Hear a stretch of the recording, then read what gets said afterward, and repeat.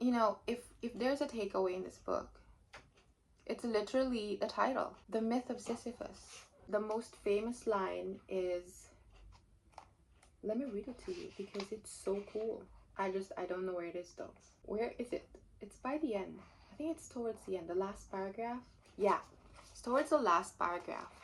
If you don't know the myth of Sisyphus, Sisyphus is a god and he committed a crime, so his punishment is to push the boulder up on the hill.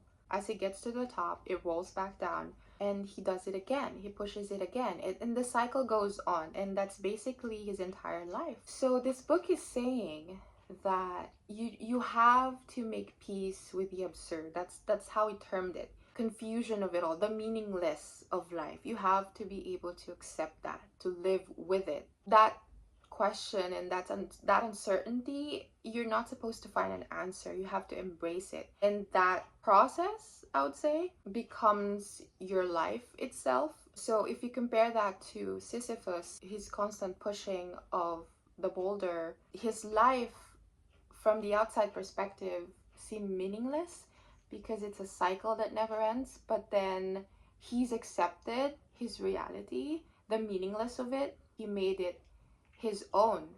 And when he embraced that, things are supposed to be bearable and livable. And he found gratification in that acceptance. Camus described it perfectly in this last paragraph.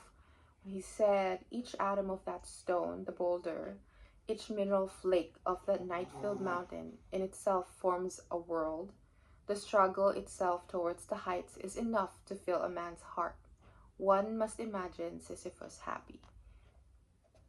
And I really like that last line. A lot of readers give importance to the first sentence of the book, but this is the opposite. The last sentence carried this book. One must imagine Sisyphus happy. So no matter how meaningless life seems, you just have to imagine being happy and accepting that and making it your world and making it your own. And if you see someone doing like a routinary life, and from the outside it seems boring, how can someone live life like that, going to work, getting groceries on Sunday and then going to work again on Monday? It seems boring from the outside world, but that person has accepted his life and has made it his own. And I would say, on modern term, he romanticized his life. You know, from the outside, you can only imagine that he's happy living his life and living his boring life. So that's pretty much the essence of it.